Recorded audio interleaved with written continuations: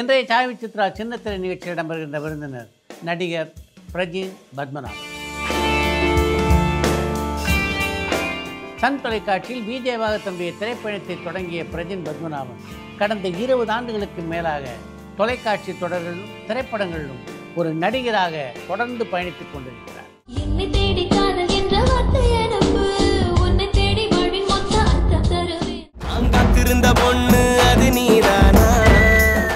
உங்களுக்கு பூக்கள் பிடிக்குன்னு எனக்கு தெரியும். இங்க நிறைய பூக்கள் இருக்கும், அதனால தான் உங்களை கூட்டு வந்தேன். தொலைக்காட்சி தொடர்களிலும் திரைப்படங்களிலும் நடித்த அனுபவங்களை பற்றியும் தன்னுடைய காதல் அனுபவத்தை பற்றியும் பல சுவையான தகவல்களை இந்த நேர்காணலிலே பகிர்ந்து கொண்டிருக்கிறார் பிரஜின் பத்மநாபன்.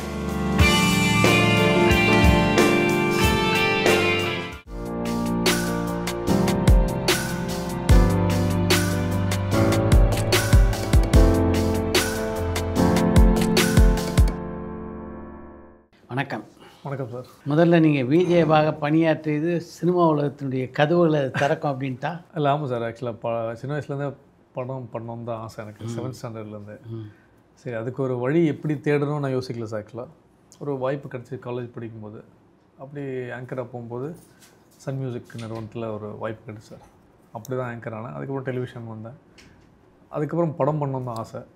நீங்கள் படிக்கும்போது சினிமா அப்படின்ற முடிவோடு இருந்திருக்கீங்க. ஆமாம் சார். உங்கள் வீட்டில் அதுக்கு ஒன்றும் எதிர்ப்பெல்லாம் தெரிவிக்கிறீங்க? இல்லை சார், அப்பா வந்து போலீஸ் டிபார்ட்மெண்ட், அம்மா போலீஸ் டிபார்ட்மெண்ட் எல்லாருமே. ஸோ நான் மட்டும் சினிமானால எங்கள் அப்பா அடிக்கடி சொல்லுவார், எஸ்ஐயாக இருக்கும்போது கூட பக்கம்ல நைட் ரவுண்ட்ஸ் எல்லாம் போகணுண்டா, நிறைய பேர் ஆல்பம் வச்சு சுற்றுவாங்க, நானே பிடிப்பேன் பார்க்குறேன். அது மாதிரி நீ அந்த லிஸ்ட்டில் சேர்ந்துருவேன் சார். லிஸ்ட்டு சினிமா தப்பான விஷயம் கிடையாது. இல்லை கடைசி வரைக்கும் ஆல்பமோடு சுற்றிடாத, எதாவது முடியுமான்னு பாருன்னு. அப்புறம் எல்லா அப்பாக்கள் சொல்கிற மாதிரி தான் ஒரு விஷயமா இருந்துச்சு. ஸோ இன்னார் பையன் சொல்லப்போ இன்னாரோட அப்பான்ற மாதிரி அதுக்கு ஒரு டைம் எடுத்துச்சு எனக்கு ப்ரூவ் பண்ணுறதுக்கு.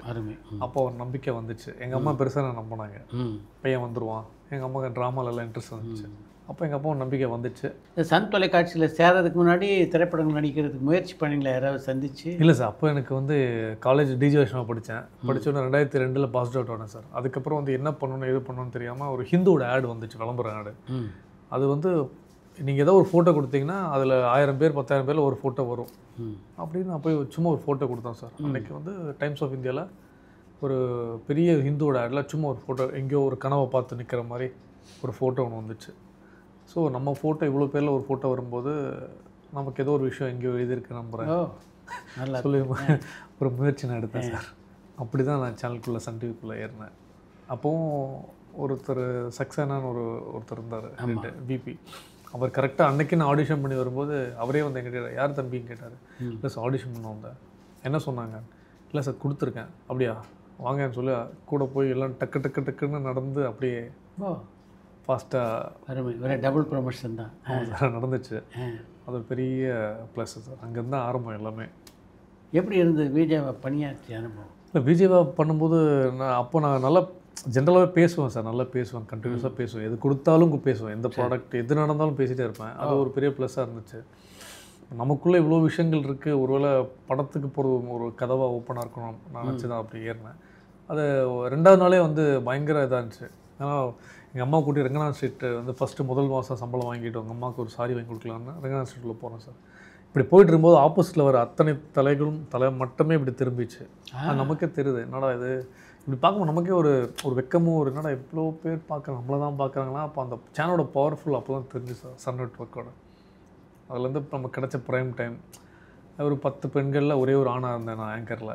ஸோ அது ஒரு பெரிய ப்ளஸ்ஸு. நைட்டு 10 மணிக்கு கிடச்ச டைம் நல்ல டைம். ஸோ பாடல் பார்க்குறத தாண்டி நம்மக்கிட்ட பேசுறதுக்கான முயற்சிகள் அப்போ லைவ் ரொம்ப கம்மி இல்லை சார். ஆமாம், 2005 2006 லைவ் கம்மி, சேனலும் கம்மி. ஸோ அது ஒரு பெரிய ப்ளஸ் அமைஞ்சிச்சு. ஸோ அங்கேருந்து வாழ்க்கை அப்படியே ஸ்டார்ட் ஆகிடுச்சு சார். அதில் ஏதாவது சவால்கள் இருந்ததா பிரஜனுக்கு?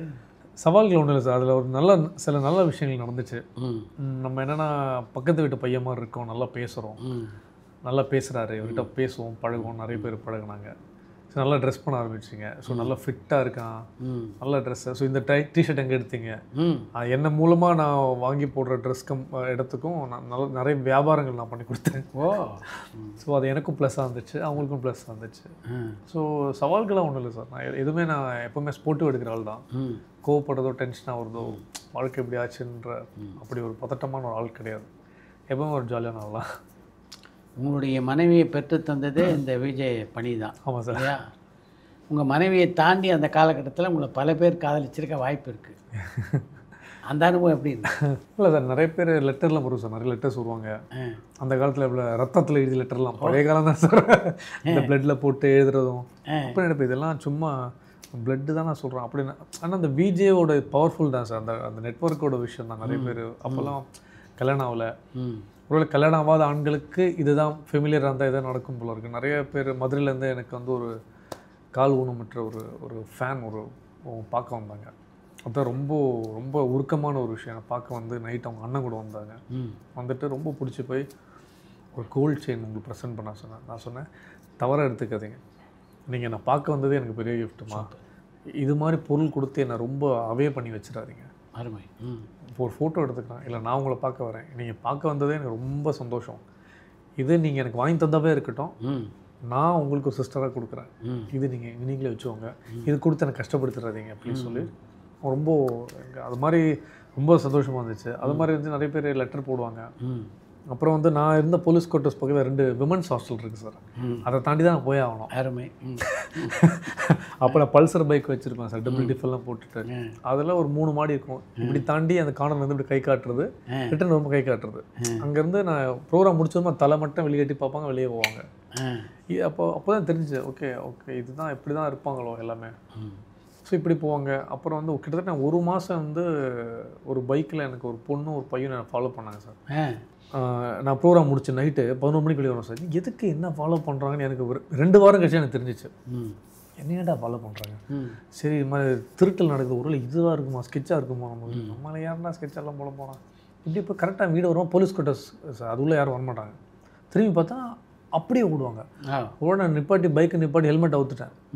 ஏய் நில்றா, என்ன யாரா நீ அப்படி கேட்கும்போது, அதுக்கப்புறம் வந்து அந்த பொண்ணு இறங்கி வந்து, இல்லைங்க நான் உங்கள் பெரிய ஃபேன். ஏம்மா ஃபேன்னு சொல்லி என்னையாமல் அப்படி போட்டு பயமுறுத்துறீங்க, 6 மாதமாக ஃபாலோ பண்ணி பேசலை சார். ஸோ நம்பவே முடியாது. மோனிகான்னு ஒரு அந்த பொண்ணு ஃபேன், உண்மையில பயங்கர ஹார்ட் கோர் ஃபேன் அந்த பொண்ணு. நான் அவங்க அம்மா மீட் பண்ணியிருக்கேன், கசன் பிரதர் மீட் பண்ணியிருக்கேன். அதெல்லாம் நம்பவே முடியல, பழங்கதை மாதிரி இருந்துச்சு. ஸோ இது மாதிரி பல விஷயங்கள் தந்திருக்கு. ஃபைனலாக லக்கு எனக்கு அடித்தது என்று என் மனைவி மூலமாக தான். இத்தனை பெண்கள் உங்களை காதலிச்சாங்க, இதில் சாண்ட்ரா தவிர மற்ற பெண்கள் யாரையும் காதலிக்கணும் அப்படின்னு தோணவே இல்லையா உங்களுக்கு? இல்லை சார், நான் என்னென்னா அதான் சார், நான் என்னென்னா அப்போ வந்து என்னென்னா நிறைய பேர் ஃபோன் பண்ணி பேசுவாங்க, மெசேஜ் பண்ணுவாங்க. ஸோ எல்லாருக்கிட்டையும் ஒரு ரிப்ளை மட்டும் தான் இருக்கும். என்னோடய ஃபோக்கஸ் ஃபுல்லாக படங்கள் பண்ணணும், இதில் வரணும், இதில் 10ல் ஒரு ஆளாக இருக்கக்கூடாது, ஸோ 100ல் ஒரு ஆளாக நம்ம கண்டிப்பாக ஜெயிச்சு வரணுன்ற அப்போ பயங்கர ஆம்பிஷன்ஸ் எனக்கு. ஸோ பயங்கர ஃபோக்கஸ்டாக இருந்தேன். அதுலேருந்து எனக்கு வந்து டைவர்ஷன் இப்போ வரைக்கும் எனக்கு அதில் பெரிய ஈடுபாடு இல்லை. பட் எங்கே பார்த்தாலும் எல்லோரும் வந்து பேசுவாங்க, ஃபோட்டோ எடுப்பாங்க, அது ஒரு பெரிய சந்தோஷம் இருக்குது. பட் என்னையே சாண்ட்ரா தான் ஒன் சைடாக ஃபோன் பண்ணி லவ் பண்ணுறேன்னு சொல்ல, எனக்கு கல்யாணம் பண்ணிக்கணும்னு சொன்னாங்க. அது எனக்கு ரொம்ப பிடிச்சிருந்துச்சு. அப்போது நான் சொன்ன விஷயம் தான், அப்படிலாம் தெரியாதெல்லாம் கல்யாணம் பண்ணிக்க முடியாது, ஃபோனை வச்சுட்டேன். அப்போ சொன்னாங்க 5 மணிக்கு என் ப்ரோக்ராம் வரும், நீங்கள் பாருங்க. சரி ஃபோனை வச்சுட்டேன். அப்புறம் வீட்டுக்கு போய் ஏதோ ஒரு பொண்ணு ஃபோன் பண்ணிச்சு. ஆனால் டப்பிங்கில் இருந்தேன் சார். அப்போது போய் பார்த்தா இந்த பொண்ணு தான் ஃபோன் பண்ணிச்சா, நம்ம அவசரப்பட்டு கட் பண்ணிட்டோமோ. சரி ஓகே அப்படி சொல்லி எங்கள் அம்மா பின்னாடி வந்துட்டு, நீ எப்படியும் அரேஞ்ச் மேரேஜ் பண்ண போதில்லை, உன் ஃபீல் லவ் மேரேஜ் தான், இப்படி ஏதாவது ஒரு பொண்ணாக கல்யாணம் பண்ணுன்னு நான் டிவி பக்கமாக காமிச்சது சாண்ட்ரா தான். அது சிங்க் ஆச்சு, அப்படி அது ஒரு கனெக்டிவிட்டி இருக்குது. ஆமாம். சரி இதுக்கு மேலே நம்ம ஃபோன் பண்ணால் பரவாயில்ல, ஃபோன் பண்ணுவோம் சொல்லி ஃபோன் பண்ணேன். சாரிங்க நான் டப்பிங்கில் இருந்தேன், தப்பாடுது. இல்லைங்க எனக்கு பிடிச்சிருக்கு. இல்லைங்க எடுத்தோன்னே நீங்கள் எனக்கு இதெல்லாம் இதுவும் இல்லை, எப்படி இது ஒர்க் அவுட் ஆகுது, நீங்கள் கேரளா நான் இங்கே, இல்லைங்க நம்ம பேசுவோம் பழகுவோங்க, கண்டிப்பாக என்னை பற்றி நீங்கள் எல்லா டீட்டெயில்ஸ். அவங்களுக்கு வந்து 10 அண்ணன் சார், கசன் பிரதர். வாரம் ஒருத்தன் ஃபோன் பண்ணி நம்மளை மிரட்டுவாங்க இது மாதிரி. அப்போ அவங்க நினச்சிட்டாங்க சினிமாக்குள்ளே இவங்க லவ் பண்ணுறது சும்மா ஒரு டைம் பாஸ் ஆகும். அவங்களுக்குலாம் தெரிஞ்சிச்சு, எல்லாருக்கும் தெரியும் சார், எல்லாருக்கும் தெரியும், எல்லாருக்கும் தெரியும். அப்புறம் இவங்க என்கேஜ்மெண்ட்லாம் நடந்துச்சு சாண்ட்ராவுக்கு. அவங்க சைட்லேருந்து கிறிஸ்டியானிட்டியில் எல்லாம் பிளான் பண்ணாங்க. அது இது தெரிஞ்சு பண்ணாங்களா தெரியாமல் பண்ணாங்களா, அதெல்லாம் பிரேக் பண்ணி இந்த பள்ளியில் இந்த சர்ச்சில் கேட்பாங்க சார், கல்யாணம் பண்ண சம்மதமே கிடையாதுங்கன்னு சொல்லி அங்கிருந்து படம் மாதிரி ஓடி வந்து. அது ஒரு பெரிய 2 வருஷம் நாங்கள் பார்க்கவே லவ் பண்ணோம் சார். லவ் பண்ணி அது மாதிரி சொன்னால் அவங்க வீட்டில் பெரிய டார்ச்சர் இருந்திருக்குமா? ஆமாம், பெரிய இல்லை எல்லாமே பண்ணிட்டாங்க சார். எல்லாமே கிளம்பி வந்து ஹீரோ இன்ட்ரடக்ஷன் மாதிரி நான் இப்படி வந்து அவங்க நாளைக்கு கிளம்பி பேசிட்டாங்க. நான் கிளம்பி வரேங்க, என்ன பண்ணுறதுல பிரச்சனை, ஃபோன் வச்சுட்டாங்க. நான் வேறு போலீஸ் கோட்டர்ஸ் எக்மோர், அந்த பக்கம் என்னோடய ட்ரெயின் எக்மோர் ஸ்டேஷனு, எங்கள் அப்பா எஸ்ஐ, எல்லாருக்கும் என்ன தெரியும், இப்போ வர பீக்கில் ஆங்கரு. ஸோ விடிய காத்தால் 4 மணிக்கு ஸ்டேஷனில் உட்காரேன், நான் வரேன் நீ பார்த்துக்கேன். ஃபோன் அடித்தா அவங்களுக்கு கிடைக்கல. எப்படி ஃபஸ்ட் வாட்டி சென்னை வர போகிறாங்க, என்ன பண்ணுன்னு தெரில, எங்கே போய் தங்க வைப்போம். நம்மளை பார்த்தா எங்கள் அப்பா ட்ரௌசரை கீச்சுறாரு, என்னடா பண்ணுறது ஒன்றுமே புரியல. 12 மணிக்கு வர ட்ரெயினுக்கு நான் 3:30 மணிக்கு போய் ஸ்டேஷனில் உட்காரேன். எப்படி யோசிக்கிறேன் என்ன பண்ணலான்னு. யோசிச்சு மணி 11 ஆயிடுச்சு சார். அப்புறம் வந்துட்டாங்க.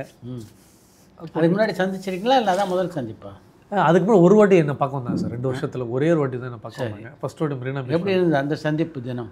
அது பயங்கர சார். அது லைஃப்பில் ஃபஸ்ட்டு வாட்டி நம்ம ஆங்கர் வந்து மெயினாக நம்மளை பற்றி யாரும் காசிப் எழுதக்கூடாது, தப்பாக எழுதக்கூடாது, அப்பா அம்மா கெட்ட பேர் வந்துடக்கூடாது, இதனால் இண்டஸ்ட்ரியில் நம்ம கெட்ட பேர் சொல்லி நான் நைட்டு மெரினா பீச்சில் நான் அந்த மூலையில் உட்காந்துருக்கேன், இவங்க இந்த மூலையில் நடுவில் ஒரு 2 ட்ரெயின் போவோம், அவ்வளோ பெரிய கேப்பு. அப்போ ஆங்கராக போனோம் வர பாதி நேரம் 2 மணி நேரத்தில் 1.25 மணி நேரம் சைலண்டாகவே உட்காந்து இப்படியே தான் என்ன பேசுறது தெரியலையே நைட்டு. சரி சொல்லிட்டு அப்போ ஒரு அம்மா மல்லிப்பூ விற்றுட்டு போனாங்க. தம்பி நல்லா இருக்கீங்க பார்க்குறது. நான் சொன்னேன் நல்லா இருக்கீங்க, இருட்டில் எப்படியா கண்டுபிடிச்சிங்க நல்லா இருக்கீங்கன்னு. இதை விட எல்லாம் கிடைக்கிறீங்க இல்லைப்பா, ஒரு பூ முழம் வாங்கி கொடுக்கலாம். அப்போ ஃபஸ்ட் நான் வாங்கி கொடுத்தா மல்லிப்பூ தான் சார். அருமை கொடுத்துட்டு அவன் சொன்ன தப்பாக எடுத்துக்காதீங்க, எனக்கு என்ன பேசுவோன்னு தெரில, இதெல்லாம் அனுபவம் இல்லை எனக்கு, ஒருவேளை நான் அந்த இதில் இருக்கேன்னு தெரில, பரவாயில்ல எனக்காக இவ்வளோ ஸ்ட்ரெயின் எடுத்து நீ கிளம்பி வந்திருக்கீங்க, இது மாதிரி எந்த பொண்ணும் பண்ணுமான்னு எனக்கு தெரில. ஆண்கள் தான் இங்கேருந்து தான் லவ் சொல்கிறதுக்கும் போகிறதுக்கு அவ்வளோ தூரம் பயணமாக பண்ணணும். என்னை தேடி வந்திருக்கீங்க, நான் நிச்சயமாக உங்களுக்கு விட மாட்டேன். இன்னொரு நாள் நான் உங்கள் அப்பாவோ உங்கள் அம்மா சந்திக்க நான் கேரளாவுக்கு வரேன் அப்படி சொல்லிவிட்டு நீங்கள் பத்திரமா போங்க சொல்லி ஃப்ரெண்டுகிட்ட சொல்லி ட்ரெயின் ஏற்றி விட்டுட்டு அதுக்கப்புறம் ஷோ முடிச்சுட்டு நான் ஃபோன் பண்ணி பேசுகிறேன். ஆனால் நீங்கள் சொன்னதை பண்ணல. சார் நான் வந்து பார்க்குறேன் கேரளாவில். இல்லை போனேன் சார், போனேன் அப்பாவை பார்த்தோம், அம்மா பார்த்து எல்லாம் பேசிவிட்டு அதுக்கப்புறம் அவங்க அப்பா வந்து பார்த்தா இவ தான் கல்யாணம் பண்ண போகிறேன். ஓ அப்படியா சரிங்க சொல்லி அது லவ்கம் அரேஞ்சாக மாதிரி அது எங்கள் வீட்லேயும் ஒத்துக்கிட்டாங்க, அவங்க வீட்லேயும் ஒத்துக்கிட்டாங்க. இல்லை அவங்க ஒரு உங்களை பார்க்க வந்ததுக்கு அப்புறம் தானே நடந்தது? ஆமாம் சார், ஆமாம். அவங்க தான் ஃபஸ்ட்டு என்னை பார்க்க வந்தாங்க, நான் போகல. நான் இங்கேயே ஃபுல்லாக ஷூட்டிங் போனால் நான் தான் பண்ணியிருக்கணும். பட் அவங்க அந்த சிச்சுவேஷன் தவிர்த்து கிளம்பி வந்துட்டாங்க. ஆக்சுவலாக அந்த பிரச்சனை நடந்தால வந்துட்டாங்க. அதுக்கப்புறம் இங்கேருந்து ஹாஸ்டலில் தங்கி ஆஸ் யூஷுவல் எல்லோரும் கஷ்டப்படுற மாதிரி பிரச்சனைகள் வந்து அதுக்கப்புறம் லவ்கம் அரேஞ்சாக மாதிரி அதுக்கப்புறம் தான் இது நல்லபடியாக சக்ஸஸ்ஃபுல்லாக 19 இயர்ஸ். ஒரு சந்தர்ப்பத்தில் நீ வா நான் பார்த்துக்கிறேன் அப்படின்னு ஒரு அஷூரன்ஸை சாண்ட்ராக்கு நீங்கள் கொடுத்தீங்க. ஆமாம் சார். எப்படி எந்த அடிப்படையில் அந்த அஷூரன்ஸை கொடுத்து? இல்லை அவங்க வா நீ வா கிளம்பி வான்னு சொல்ல, அவங்களே கிளம்பி வந்துட்டாங்க. அதுக்கப்புறம் நீ பார்த்துக்கன்னு சொல்லிட்டாங்க. அதுக்கப்புறம் ஒன்றும் பண்ண முடியல. ஸோ நான் இப்போ எனக்கு கொஞ்சம் டைம் வேணும் யோசிக்கிறதுக்கு. நான் திருப்பிலாம் போக சொல்லலை. என் ஃப்ரெண்டு ஒருத்தன் ஹாஸ்டல் நடத்தினான் சார். என் வீடு போலீஸ் குவார்ட்டர்ஸ்னால் இங்கேருந்து ஒரு காம்பவுண்டு பேக் சைட்லாம். ஸோ இது ரொம்ப ரிஸ்க்கடா, நான் நடந்து கூட வர முடியாது கண்டிப்பாக. காரில் என் கார் எல்லாருக்கும் தெரியும். வேறு ஏதாவது ஹாஸ்டல் இருந்தால் சொல்கிறான் மாற்றிக்கலாம்டா. இப்போ கோடம்பாக்கத்தில் ஒரு ஹாஸ்டல் இருந்துச்சு அவனுக்கு. அப்போது சன் டிவிலேருந்து அறிவாளத்துலேருந்து பிரிட்ஜ் இறங்கி கீழே வந்தால் ஹாஸ்டலு. சரி வெளியே வர முடியாது, அங்கே இருக்க கேர்ள்ஸ் ஹாஸ்டல் வர. யாரோ ஃபோட்டோ கிட்ட எடுத்து வாட்ஸ்அப்பில் போட்டு விட்டுட்டாங்கன்னா என்னால் பிரச்சனை இல்லை, அவங்களுக்கு ஏதாவது பிரச்சனை வரணும் சொல்லிட்டு இப்படியே போனோன்னா நான் டெய்லி ஷோ முடிச்சு மீட் பண்ணால் அப்போ அவங்க என் ஒய்ஃபோட ஃப்ரெண்டு சரண்யான்னு ஒரு பொண்ணு இருக்குது. அந்த பொண்ணு ஒரு நாள் ஃபோன் பண்ணி என்னங்க நினச்சிக்கிறீங்க, நீ லவ் பண்ணுறீங்க எல்லாம் ஓகே, பொண்ணு கஷ்டப்படுது, ஹாஸ்டலில் சாப்பாடு சரியில்லை, நீ பாட்டு கூட்டு வந்து கஷ்டப்படுத்துறீங்க. அம்மா நான் கஷ்டம்லாம் படுத்தலம்மா, கொஞ்சம் ப்ரிப்பரேஷன் டைம் வேணும். எனக்கு கல்யாணம் எப்போ பண்ணுறீங்க, பண்ணிடுறம்மா, எப்போ பண்ணோம், நாளைக்கு நாளைக்கு ஓகே இப்படின்னு தடான்னு படம் கிளைமேக்ஸ் மாதிரி கல்யாணத்தை ஸ்டார்ட் பண்ணுவோம். சரண்யா இல்லைன்னா அந்த கல்யாணம் அவ்வளோ சீக்கிரம் நடந்திருக்கு. அவ்வளோ சீக்கிரம் நடந்திருக்காது. மேபி கொஞ்சம் ஒரு 3 மாதம் 6 மாதம் நடந்திருக்கும். ஒன்றுமே டிசைட் பண்ணாமல் திருவாரூரில் தெரிஞ்ச எனக்கு ஒருத்தர் தெரியும், பிரபு. உங்கள் அப்பா அம்மாலாம் கன்வின்ஸ் பண்ணிட்டீங்க? இல்லை இதுக்கு அப்பா அம்மாக்கெல்லாம் அப்போ தெரியாது, அவங்களுக்கு தெரியாது. அருமை. ஏன்னா இவங்க வந்ததே எனக்கு பெரிய ட்விஸ்ட்டு. இல்லை சரண்யா கொடுத்து பெரிய ட்விஸ்ட்டு. என்ன பண்ணுறது, நாளைக்கு காலைல போனோம், திருவாரூரில் கல்யாணம் பண்ணோம், என்ன பண்ணுறதுன்னு தெரில. இதுக்கு முன்னாடி கல்யாணமும் பண்ணதில்லை, என்ன பண்ண போகிறோம் எது பண்ண போகிறோம் ஒன்றுமே தெரியாது. சரி வா சொல்லிட்டு கார் எடுத்து பிளாங்காக பிரபுன்னு ஒருத்தர், அவர் தான் லைஃப்பில் மறக்கவே முடியாது, ரிச்சி பிரபு சார். அவர் தான் சொல்கிறாரு சரி வாடா பண்ணிக்கலாம்டா சொல்லி சொல்கிறாரு. அப்போ போய்ட்டு ரெஜிஸ்டர் மேரேஜ் பண்ண சொல்லிட்டு டீட்டெயில் வாங்கிட்டு போய்ட்டேன். நீங்கள் வெயிட் பண்ண போய்ட்டு வரேன்டா. போய் ஒரு 10-15 மினிட்ஸில் ஃபோன் அடி. என்னடா இது சொல்லவே இல்லை சார். என்ன சார் பதட்டம் பண்ணது, உன் பேர் ஓகே, அவன் பேர்னா சாண்ட்ரா ஆமி மேரி ஜோஸ்னு பாஸ்போர்ட்டில் போட்டு, உன் ஒய்ஃபு கிறிஸ்டினா, அப்படியே வெயிட் பண்ண. நீ கிறிஸ்டினா? ஆமாம் சார். என்னடா நீ கிறிஸ்டினான்னு கேட்டால் ஆமாம் அவர்கிட்ட கேட்டு சொல்கிற, நிஜமா இல்லை சும்மா தான் கல்யாணம் பண்ணிக்கிறேன். பஞ்சாயத்தில் இல்லை அப்படிலாம் கிடையாது சார். அப்போ ரிட்டையர்ட் ஆக, அப்போது இந்த ரெஸ்ட் மாதிரி பண்ணுறது ரிட்டையர்ட் ஆக போகிறாரு. அவர் என்ன பயந்துட்டு பிரச்சனை தலைவச்சு வச்சுட்டு போகக்கூடாது சொல்லி நான் பண்ணவே மாட்டேன் சொல்லிட்டாரு. அப்போ தான் எனக்கு தெரியும் ரெஸ்ட் மேரேஜில் அந்த படத்தில் வர மாதிரி 1 மந்த் ஒட்ட வச்சுட்டு எதிர்ப்பு இல்லைன்னா பண்ணுவாங்க. அப்போ நான் எனக்கு தெரியாது, நான் நம்பி வந்துட்டேன். அப்போ என்ன பண்ணலாம், ஸோ விஜயதசமி அன்னைக்கு 2009 இதில் வந்து சிவன் கோவிலில் அங்கே தான் ரெஜிஸ்டர் பண்ணி தாலி கட்டியாச்சு. இப்படி தான் ஆரம்பித்தோம். ஆனால் அங்கே போய் அங்கே நடக்காமல் இங்கே பண்ணிவிட்டு அதுக்கப்புறம் அங்கே ரெஜிஸ்டர் பண்ணிட்டோம் 1 மந்த்துக்கு அப்புறம். ஸோ இப்படி தான் ஆரம்பிச்சிச்சு. அதுக்கப்புறம் ஹாஸ்டலில் விட்டுட்டு எங்கள் அம்மா கிட்ட நான் ஷூட்டிங் போயிட்டேன். எங்கள் அம்மா சடனாக கண்டுபிடிச்சிட்டாங்க. எப்படி? அது எப்படின்னு கேட்கல சார். நான் ஃபோன் அடித்து இவங்க சைட்லேருந்து யாரோ சொல்லிட்டாங்க, இவன் ஊரில் விட்டு வந்துட்டாங்கல்ல, அவங்க ஆண்டி யாரோ ஃபோன் பண்ணி சொன்னோன்னே எங்கள் அம்மா, நான் அந்த சிங்கப்பூர் ஷூட்டிங் தான் சார், காதலிக்கு நேரமலை ஷூட்டில் இருந்தப்போ ஃபோன் பண்ணி எங்கள் அம்மாட்டோம், அதில் என்னடா எங்கே இருக்காங்க அப்போ தெரிஞ்சிச்சு. ஐயோ ஏதோ பிரச்சனை போடுது. அப்போ எனக்கு இது தெரியல, நான் யார் அந்த பொண்ணு தெரிஞ்சிச்சு. இப்போ யோசிக்கிறேன் என்னென்ன, இப்போ ஒன்று சிக்னலில் கேட்காத, இல்லைம்மா சொல்லு. இப்போ ஆமாம்மா லவ் பண்ணால் தெரியுமா ஒத்துக்கணும்டா. நான் சொல்லிக்கலாம்மா கரெக்டாக எங்கே அங்கே சரி கட் பண்ண. நான் ஷூட்டிங் முடிச்சு வரதுக்குள்ள எங்கள் அம்மா அவ்வளோ இப்படி ஆகிட்டாங்க சார், நல்லா க்ளோஸ் ஆகிட்டாங்க. எங்கள் அம்மாவை போய் சமைச்சு போய் எல்லாம் கொடுத்தாங்க. ஹாஸ்டலில் வீட்டுக்கு ஃபோன் பண்ணிட்டாங்க. எங்கள் அம்மா போய் அவங்கள பார்த்துட்டாங்க ஹாஸ்டலில். கல்யாணம் முடிச்சப்பறம் இந்த என் ஒய்ஃப் ஹாஸ்டல் தங்குறாங்க. எங்கள் அம்மாவும் என் ஒய்ஃபும் நல்ல ஃப்ரெண்ட்ஸ் ஆகிட்டாங்க. சரி ஓகே நம்ம என்னமோ யோசித்தோம், நடந்துச்சு, நேரம் நல்லா இருக்குது அப்படின்னு சொல்லி ஆரம்பித்து அது லவ் கம் அரேஞ்சாக சொன்னேன். அம்மா சொன்னால் நீங்கள் பண்ண கல்யாணம்மா எல்லாம் ஓகே. இப்போ எல்லா குடும்பத்துக்கும் தெரிவித்து ஒரு கல்யாணம் முறை இருக்குமா. அதுலேருந்து ஒரு 6 மாதம் கழித்து வீட்லேயும் அவங்க வீட்லேயும் சொல்லி ஒரு இந்த பக்கம் நடத்துனாங்க, அந்த பக்கம் நடத்துனாங்க சார். அதனால் அந்த அவங்க வீட்டில் உடனடியாக ஒத்துக்கிட்டாங்களா? அவங்க வீட்டில் பிரச்சனை இல்லை சார், ஒத்துக்கிட்டாங்க. எங்கள் வீட்டில் எதிர்ப்பா எதுவும் இல்லை, பட் இருந்தாலும் சொல்லியிருக்கலாம். நான் சொன்னேன் இல்லைம்மா நான் ஒரு ஆட் ஷூட் போகிறேன்னு சொல்லி தான் கல்யாணம் பண்ணேன். அப்போவே எங்கள் அம்மா சொல்லேன், உனக்கு நடிப்ப, உனக்கு பொய் சொல்ல வராது, நீ என்கிட்ட மாட்டுவ. போகும்போது எங்கள் அம்மா சொன்னேன், அப்போயே தெரிஞ்சிச்சா நீ முடிச்சு ஆட் ஷூட்டுக்கு போனேன். நான் இவ்வளோ பெரிய ஆட் ஷூட்டுக்கு போயிட்டு வரேன் எனக்கு தெரியாது. சாரி தப்பாக எடுத்துக்காதீங்க, ஒரு சேஃப்டிக்கு தான். சரிடா ஓகேடா ஒன்றும் பிரச்சனை இல்லை, அவங்க புரிஞ்சுக்கிட்டாங்க. அதனால் அது அப்படியே முடிஞ்சிச்சு சார் நல்லபடியாக. எப்படி இருந்தது திருமண வாழ்க்கை? திருமண வாழ்க்கை அப்போ ஒரு பதட்டமும் ஒரு பயம் இருந்துச்சு சார். ஆக்சுவலாக என்னென்னா இவங்களை வச்சு எப்படி காப்பாற்ற போகிறோம் அந்த மாதிரி பயம் கிடையாது. இவங்க ரொம்ப ரொம்ப கிளியர், ரொம்ப கிளவர் சாண்ட்ரா ஒய்ஃபு. ஏன்னா அவங்க சின்ன வயசுலேருந்தே அவங்களும் வந்து ஒரு 3 வயசுலேருந்தே சைல்டு ஆர்டிஸ்ட்டு, படங்கள் நடித்தாங்க, ஆங்கர் நடித்தாங்க. தான் வாழ்க்கை அவங்களே நல்ல ஒரு போல்டான ஒரு கேர்ள். ஆக்சுவலாக பார்க்க தான் ரொம்ப சைல்டிஷாக இருப்பாங்க. பட் எனக்கு எல்லாமே ஃபீட் பண்ணதும் கற்றுக் கொடுத்ததும் அவங்ககிட்ட தான் எல்லாமே கற்றுக்கிட்டேன். இன்றைக்கி வரைக்கும் கற்றுட்ருக்கேன், சொல்லிட்டு இருக்காங்க நிறைய விஷயங்கள். எனக்கு பெரிய பேக் போன் அவங்க தான். ஸோ அதுவும் இந்த நல்லா இருந்துச்சு. போக நிறைய மெச்சூரிட்டி கிடச்சிச்சு வாழ்க்கையில். எனக்கே வந்து ஒரு பேஸ்ட்டோட விலையோ ஒரு எந்த ஒரு விலையும் தெரியாமல் தான் என் அப்பா அம்மா என்னை வளர்த்துனாங்க. ஸோ அப்படி இருக்கும்போது குடும்பத்தோட பாரமும் ப்ரெஷரும் இதெல்லாம் வரணுன்னா நம்மளுக்கு எல்லாமே தெரியப்படுத்துறதுக்கு, ஸோ இதுதான் லைஃபா, அப்போது கல்யாணம் பண்ண எப்படி தான் இருக்கணுமா சொல்லி அதெல்லாம் ஒரு பெரிய ஒரு விஷயம் நான் கற்றுக்கிட்டேன். அது உண்மையிலே நான் வந்து என் வீட்டிலே இருந்திருந்தா கூட எனக்கு அந்த மெச்சூரிட்டி கிடச்சிருக்குமா தெரில.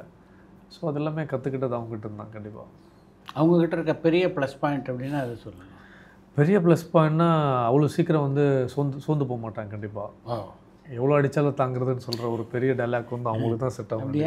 பயங்கர போல்டு, ரொம்ப ஸ்ட்ரைட் ஃபார்வர்டு, யாருக்கும் பயப்பட மாட்டாங்க. யார் எங்கே இருந்தாலும் முகத்தை பார்த்து பேசக்கூடிய ஒரு குணம் இப்போவும் சரி அப்போவும் சரி அது கண்டிப்பாக இருக்குது. அது யாராக இருந்தாலும் சரி, தப்புனா தப்பு, ரைட்னா ரைட். ஸோ ஸ்ட்ரைட் ஃபார்வர்டாக இருக்கணும், உண்மையாக இருக்கணும், போய் சொல்லக்கூடாது, யாரும் ஏமாற்றக்கூடாதுன்றது ரொம்ப இது. அது முன்னாடி எனக்கும் அதே தான் சார் ஃபார்மேட், நான் அதை விட மாட்டேன். பட் அவங்க நான் கூட சொல்லுவேன், மூவினால் எல்லாரும் இடத்தும் டப்புன்னு மூஞ்சில் அடிச்சு பெருமா அது போயிடக்கூடாது, முடியாது. சில இடங்கள் வளைய வேண்டிய இடங்கள் இருக்கும், டக்குன்னு அடிச்சிடக்கூடாது. அப்படி இல்லை, நான் தான் எப்போவுமே அந்த மாதிரி ஒரு நல்ல ஒரு விஷயம். அது இப்போவும் அப்படி தான். இப்போ தொலைக்காட்சியில் ஒருத்தரை பார்த்துட்டு காதலிக்கிறது கூட பரவாயில்ல, கல்யாணம் பண்ணிக்கணும்னு முடிவு எடுக்கிறதுன்றது ஒரு பெரிய விஷயம், ஒரு மேஜர் டெசிஷன். அப்படி என்னை பார்த்து எப்படி ஒரு முடிவு எடுத்த அப்படின்னு கல்யாணத்துக்கு அப்புறம் எப்போது கேட்டிங்களா அவங்கக்கிட்ட? கல்யாணத்துக்கு முன்னாடியே கேட்டேன் சார். நான் முன்னாடி கேட்டேன். பட் அவங்க என்ன சொன்னாங்கன்னா, என்னோட டிசிஷன் எப்பவுமே தப்பாகாது. எனக்கு என்னன்னா உங்ககிட்ட அவ்வளோ திறமைகள் இருக்கு, திறமைக்கு ஆமாம் அதே எப்படி முகத்தை வச்சு எப்படி கண்டுபிடிச்சிங்கன்னு தெரியல. இல்லை உங்களை எல்லாருக்கும் பிடிக்கும், நான் உங்களை பார்க்கும்போது ரொம்ப ஈகோ பந்தா இந்த எதுவுமே இல்லை, கிளம்பி வந்தேன். நான் சொன்னீங்க என்ன பார்க்க கிளம்பி வந்திருக்கீங்க, அப்போ நான் நடிச்சிருக்கலாமே, எனக்கு உங்களை பிடிச்சிருக்கு, நீங்கள் அழகாக இருக்கீங்க, உங்களுக்கு கல்யாணம் பண்ணால் நான் நடிச்சிருக்கலாம். எனக்கு அப்படி தோணவே இல்லை, எதுவுமே தோணலை. அதனால் வந்து எனக்கு அது உங்கள்கிட்ட எனக்கு கான்ஃபிடென்ட் புரிஞ்சிச்சு, உங்களோட கோல் உங்களோட கனவு எல்லாமே புரிஞ்சிச்சு. அதுக்கு சரியான ஆள் கூட ஒருத்தர் இருக்கணும், அது நானாக இருக்கணும் அப்படின்னு நினச்சேன். இப்போவும் அதான் சொல்லுவாங்க, என்ன சுச்சுவேஷனும் நம்மளை விட மாட்டாங்க, அது எது நடந்தாலும் ஓகே, ஸோ அது கல்யாணம் ஆகும்போது அப்படி தான் பேசினாங்க, கல்யாணத்துக்கு அப்புறம் இப்படி தான் பேசினாங்க. இப்போ எனக்கு 2 ரெட்டை பிள்ளைகள், அப்புறம் இப்படி தான் பேசுகிறாங்க. ஸோ நம்ம கஷ்டப்படலாம், நம்மளை நம்பி அந்த ஒய்ஃபு யாரும் வந்து கஷ்டப்படக்கூடாதுன்னு நான் ரொம்ப இதாக இருந்தேன் சார். அதனால் அவங்க பயங்கர கான்ஃபிடென்ட், ஹை கான்ஃபிடென்ட். அது அவங்க லைஃப் அவங்களுக்கு கற்றுக் கொடுத்த ஒரு பெரிய விஷயமா இருக்கும். அதுதான் உங்களை பொறுத்த வரைக்கும் நீங்கள் ஒரு சக்ஸஸ்ஃபுல் பேர். இப்படி நீங்கள் சக்ஸஸ்ஃபுல்லாக இருக்கிறதுக்கு என்ன முக்கியமான காரணம் அப்படின்னு நீங்கள் நினைக்கிறீங்க? புரிதல் தான் சார், வேறு எதுவுமே இல்லை. என்ன பிரச்சனையாக இருந்தாலும் நாங்கள் அதிகமாக சண்டை போட்டதே கிடையாது. கிடையாது. ஒரு வாட்டி தான் சார், ஒரே ஒரு வாட்டி தான் ஒரு சின்ன சண்டை, ஒரு சின்ன சண்டைன்னு சொல்ல முடியாது. அது கல்யாணம் புதுசில் எல்லாருக்குமே ஏதோ விளையாட்டுக்கு என்னன்னு தெரில, அந்த பெட் எட்ஜில் உட்காந்துட்டு இருப்பாங்க, நான் இங்கே உட்காந்துட்டு இருந்தேன். ஏதோ இப்படி கை வாங்கினேன், சும்மா ஏதோ அந்த எட்ஜில், அது இந்த எட்ஜில் கை வாங்கவே முடியாது, நம்ம சும்மா இருக்க மாட்டேன். ஏதோ பேசும்போது டென்ஷன் சும்மா கை வாங்கினேன். அவங்கள ஆட்டோமேட்டிக்காக ஸ்லிப்பாக கீழே வந்துட்டாங்க. இப்போ மாதிரி மயக்கம் அடிச்சிட்டாங்க, கீழே ஃப்ளோரில் தலை அடிபட்டுச்சு. நான் லைட்டாக பதட்டம் ஆகிடுச்சு எனக்கு. அப்புறம் வழக்கமாக தண்ணி போட்டு இந்த படத்தில் எழுப்புற மாதிரிலாம் எழுப்பி பார்த்தா நான் ஒன்றுமே இல்லை, சும்மா நான் அடியோட கை தானே வாங்க, நான் பாதி தானே வந்துடும், நீயே கீழே வந்து நீ அடிப்பட்டு கொலைக்காசில் உள்ள அமைச்சிட போல இல்லை. அது இல்லை, ஸ்லிப் ஆகிட்டேங்க. அப்போ நான் கை வாங்கிறதுக்காக நீ விடலை, ஸ்லிப்பாகி விழுந்திருக்கேன் அதுதானே. அப்போ நான் சொன்னேன், கேட்டுவாங்க, நான் கை வாங்கலை. அதுலேருந்து நான் கோப்படுறாலே கிடையாது சார், சண்டே வந்தது கிடையாது. ஆக்சுவலாக எதுவாக இருந்தாலுமே பேசி தீர்க்கிற விஷயம் தான் அவங்ககிட்ட. அதுதான் எனக்கு ரொம்ப பிடிச்ச விஷயம். மேக்ஸிமம் லவ் பண்ணுறேன்னு சொல்கிறத விட வாழ்ந்து காட்டுறதுன்றது தான் இந்த காலகட்டத்தில் ரொம்ப முக்கியமான பாயிண்ட்டு. அதுதான் விஷயம். லவ் பண்ணுறேன்னு சொல்லலாம், அது உள்ளே இருக்கும், எவ்வளோ பேர்கிட்ட அது உள்ளே இருக்கும், அது சாதகம் முடியும்னு தெரியல. பட் நாங்கள் வாழ்ந்து காட்டுறது தான் ஒரு பெரிய எக்ஸாம்பிளாக இருக்கும், நம்பணும். அதுதான் பண்ணிகிட்ருக்கோம் சார். விஜேலேருந்து நீங்கள் வந்து ஒரு சீரியல் ஆக்டராக போன போது எப்படி அதுக்கு அடாப்ட் ஆனீங்க? ஏன்னா அதுக்கு முன்னாடி உங்களுக்கு நடிப்பில் வந்து பெரிய அனுபவம் எதுவும் இல்லை சார். எப்படி அடாப்ட் ஆனீங்க? இல்லை, அடாப்ட் அதை விட எனக்கு உள்ளே இருந்திருக்கு சார் அந்த தாகம்னு சொல்லுவாங்கள்ல, நடிகன் ஆகணும், ஆக்டர் ஆகணும், ஹீரோ ஆகணும். நீங்கள் பல தொலைக்காட்சி தொடர்களில் நடிச்சிருக்கீங்க. ஆமாம் சார். அதில் ஏதாவது ஒரு காலகட்டத்தில் இந்த கதாபாத்திரம் சரியாக பண்ண முடியலன்னோ இல்லை ஏதாவது பிரச்சனைகள் அதில் எழுந்திருக்கா உங்களுக்கு? பிரச்சனைகள் வந்திருக்கு சார், பிரச்சனை வந்திருக்கு. பட் ஆனால் இந்த கதாபாத்திரம் பண்ண முடியாமல் போச்சு, நல்லா பெட்டராக பண்ணிக்கலாம். அது இது வரைக்கும் உங்கள் நடிப்பை உங்களுடைய மனைவி கிரிட்டிசைஸ் பண்ணுவாங்களா? அவங்க இதை விட பெட்டராக பண்ணிக்கலான்ற மாதிரி எனக்கு இது வரைக்கும் சொன்னதில்லை. அவங்களுக்கு என்னென்னா, பரபரப்பான சினிமா செய்திகள், நட்சத்திரங்களின் பேட்டிகள், சினிமா வரலாறு ஆகியவற்றை பார்க்கவும் படிக்கவும் உங்களுக்கான இணையதளம் tourantalkies.co.